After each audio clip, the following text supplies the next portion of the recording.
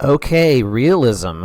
Let's hit it. I first want to talk about Goya, who I consider to be sort of a pre-realist, because realism today for us is a movement in France in the early part of the 1800s. You can say something is realistic in style, but when we talk about it being an example of realism, we really need to just sort of discuss that or pinpoint that to that time period in France. Okay, so anyways, there you go. I mean, nobody's gonna take you aside and say you shouldn't use the term realism unless it's French art of that time period. But anyways, so Goya, one of the most famous artists of all time, started off as a Rococo painter, which is shocking to most people who know anything about Goya, because his art, the most famous part of his art, is really a critique of the aristocracy. So here is Goya, and it's similar to Velázquez's Las Meninas in that Goya is inside the painting. You can see him to the left in the shadows, and this is the Spanish royal family. And here we go, Spanish Rococo. That's not actually a human being being lifted up by it reminds me of when I was a little kid. We used to play these parachute games in gym, and that's kind of what they're doing. And then on the right is the parasol. So this is a bit strange, and obviously it's for male consumption or lesbian consumption. So you have the clothed Maja in the upper left, and then the unclothed Maja down below. Very famous grouping of double portrait, I guess you could call it. Okay, so Napoleon takes over Spain and puts his brother into power over Spain. And as a result, citizens are not treated well. In fact, some of them are executed. This is one of the most famous political paintings of all time, and it's meant to say this. It's meant to say that, you know what? The age of the Enlightenment, this guy Napoleon, it's not so great for Spain and maybe the world. So that's kind of what's going on with this painting and some others that we're going to see. And then he created this print series called Los Caprichos. The one on the left is Sleep of Reason Produces Monsters, one of the most famous images in all of art history. Again, the message is, you know what? The age of reason is not going so well for us. There's a artist named Yinka Shonaberi. He's Black British, and he did a really cool photographic series based off of the image on the left. And then now they're sitting pretty. And I think this is another critique of the Spanish world. I don't know. Is it a critique of Napoleon's reign? I'm a little unclear on that one. But I'm very clear on the one on the left. And then this is interesting. So basically, there's this huge change in Goya's artistic world, I guess is one way to say it. So the parasol is from 1777. Time and the Old Woman is 1820. So the difference in time is 33 plus 20. 53 years. Was that right? Yeah, 53 years separates this beautiful celebration of the aristocracy, and then to the right, this haunting, disturbing view of the rich. Quite a change. Yeah, a lot of years. And then this one I've talked about quite a bit. Well, I was just talking about recently.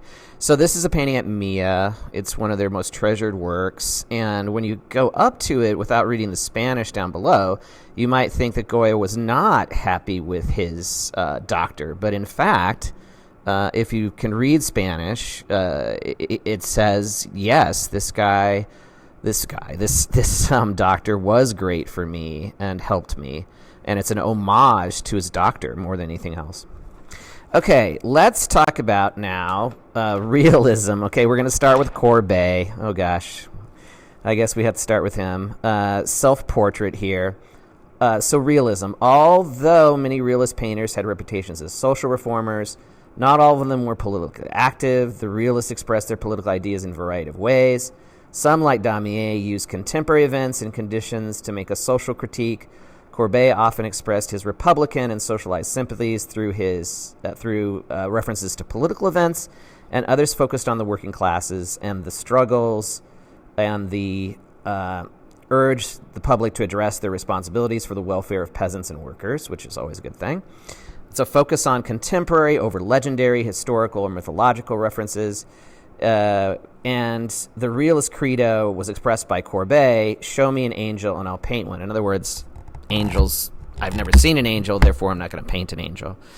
And realism, the theory goes that realism comes about because you have the destruction of, in France, you have the destruction of the aristocracy, and it took that for people to start to focus on peasants and everyday people and working class people. So that's kind of the undergirding theory about why realism happened.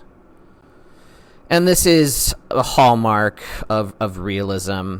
This is the funeral at Ornans. So you don't even know who was buried. You don't even know who has died. You're focusing in on the people of the village. And now they're an important subject matter, as opposed to before, most art was supported by the rich or the church. And so this is a real watershed moment in art history, that now it's all about the people, everyday people. This painting was destroyed in World War II, but we have, I guess somehow we have still the remnants of it. And this is called The Stonebreakers. It's a seminal piece for the realist movement by Courbet. He did sometimes dabble back into sort of the art historical world of nude bathers. So, yeah, we kind of have to... So everything was not realism by Courbet. So I just wanted to show you some things that were kind of a little bit different. And then this is the trellis, with some good color going on. And then on the left is the meeting or Bonjour, Monsieur Courbet. So Courbet has that pointy beard, and he's saying hello to an aristocratic person and his servant. And the pop artist from England, Peter Blake, took that idea and put David Hockney in the place of Courbet. It's kind of an interesting little take on a painting from the past, which I love.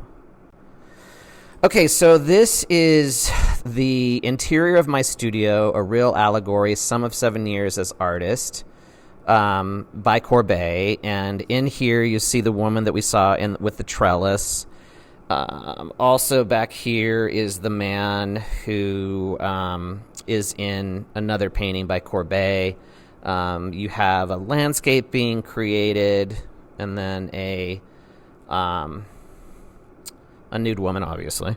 You got Jesus on the cross here, and a couple of different artists in, the last 40 years or so have used this as a starting point and did their own sort of summation of their painting career, much like Courbet does here.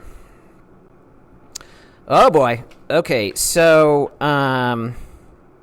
There is a little bit of a theme that goes on with artists in the 19th century, which is about, two lesbians together, intertwined. And let's be honest, it's for male consumption. I guess, you could say it's also for lesbian consumption, but the way Courbet was painting it, he was meaning for it to be looked at by men. And I don't think we need to talk anything more about that.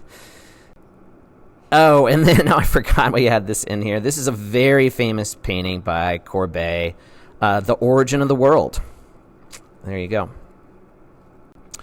Okay, now we're going to go to Damier, one of my favorite artists in all of art history.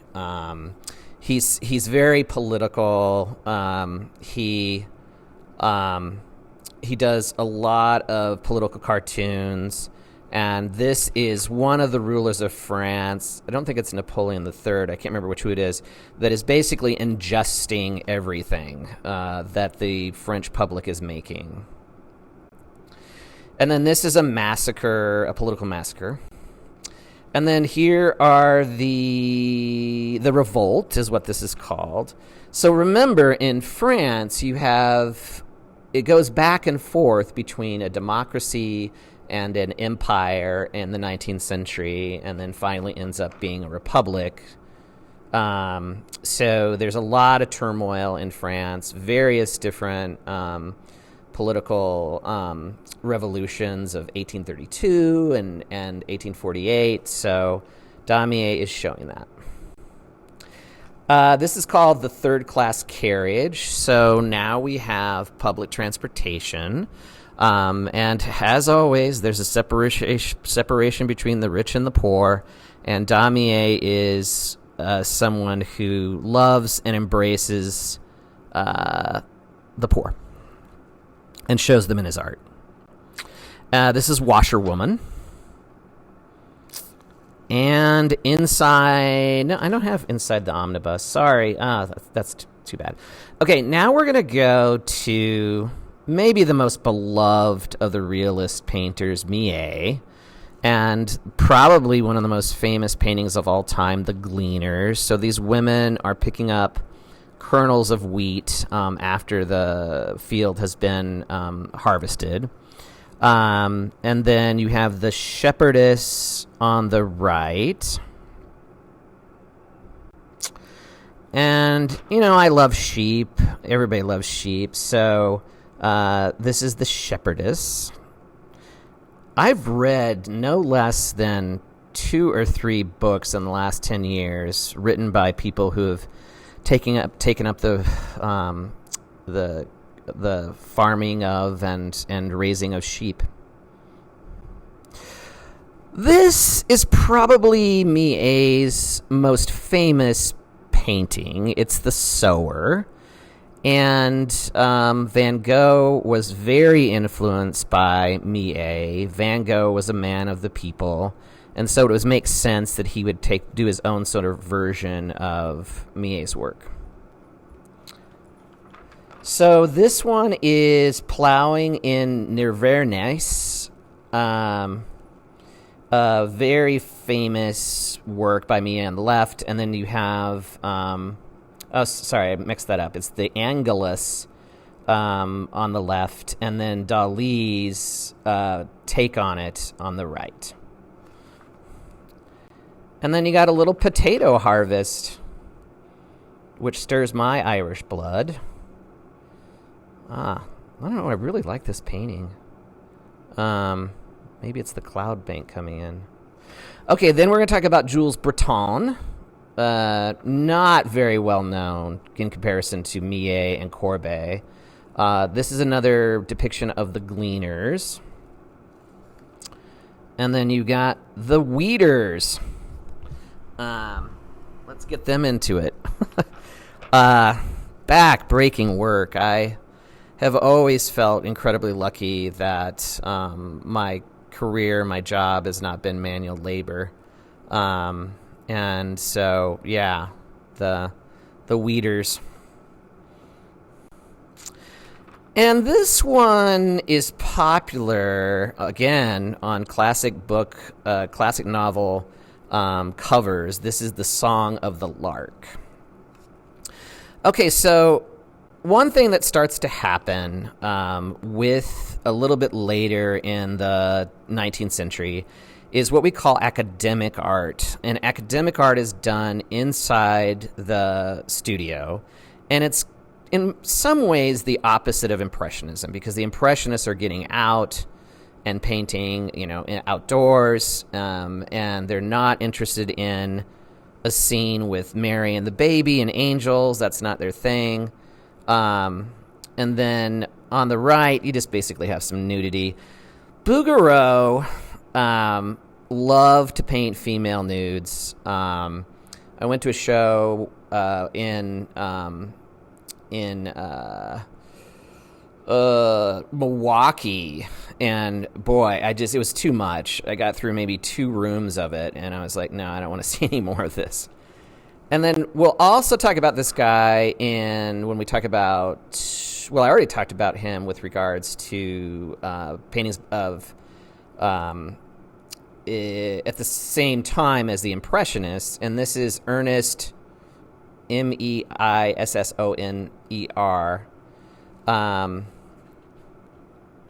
And that's not the Card Players.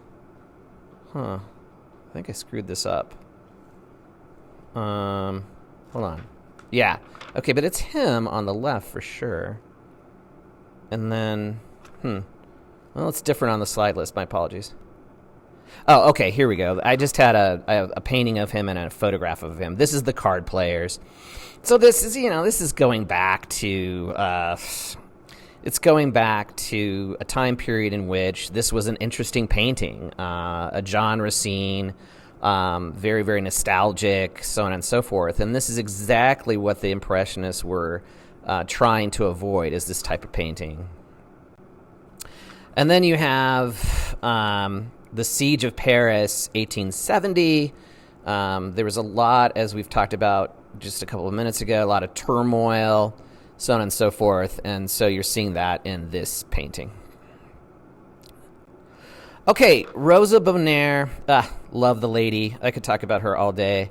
So she gets into the Académie Julie-Inn, I believe, and becomes one of the most successful artists in all of art history. And what she's known for are paintings of animals. And I'll talk about that in some other lectures too. And then this is the Horse Fair. It's gigantic. It's a really, really big painting. It's at the Metropolitan Museum of Art. And man, could she paint these incredible scenes with animals and all kinds of different poses. Quite the amazing artist. I remember the first time I saw it. It was my first time ever in New York City. It was the summer of '89, and I just remember being sort of slack-jawed by this work when I ended up, being inside the Metropolitan Museum of Art for the first time. Okay, so the story goes that there was a rancher out west, I think in Wyoming, who was so enamored with and so loved the painting, The Horse Fair, that he put an ad in a paper to have somebody who spoke French in America to join him in going to Rosa Bonheur's studio and talking with her, and I think he was going to give her a present or something like that. A woman named Anna Klumpke answered that ad. She went over with the rancher, and she fell in love with Rosa, and this is a painting by Klumpke of Rosa. Okay, here we go. Some cattle. It's just typical of what she produced in this time period. And I guess, there's certainly more interesting subject matter in the world. But, would you want to change her? This is what she was passionate about. It would be, yeah. So today, maybe looking at it, it looks like something not particularly fascinating, but maybe in the time period it was for people, or at least the skill level would have been appreciated. Okay, and then here's another one. Plowing. That's a watercolor. The woman could paint. Unbelievable. Just such a high skill level. Yeah, so this is recumbent stag. And then sheep, and more sheep, and more sheep. Yeah. And then you have the weaning of the calves, which I've been involved in before out at my uncle and aunt's farm. So I guess it's one of these things that has to be done, but it's pretty sad. Okay, and then we're going to move to, and this is recently stuff that I've added to this lecture. So the theme here is realism in the age of impressionism. And here we have October, so a harvest, a potato harvest, by Bastien Lepage. And then I think you pronounce it, the last name, Raphael. Yeah, that makes sense. The realist painter, here painting a painting within a painting. And here you have the blacksmiths taking a moment and drinking some spirits. And then a man painting a fence. And this is just your typical realism subject matter. And, it's sort of inspiring, actually. Yeah, we don't need to just always have paintings of the elites. It's good to see other things. And then I talk about Kalabat in another lecture, but this is a painting that was recently purchased by the Getty, and it's been around the United States in an exhibition. And then on the right is one that they already had, and it's actually Tissot's portrait of a woman. Yeah, and the painting on the left went for $53 million back in a couple of years ago. And then let's go to Ireland. This is James Brennan, News from America. So when my great-grandfather, Edward Smith, left Ireland, he never saw his parents again.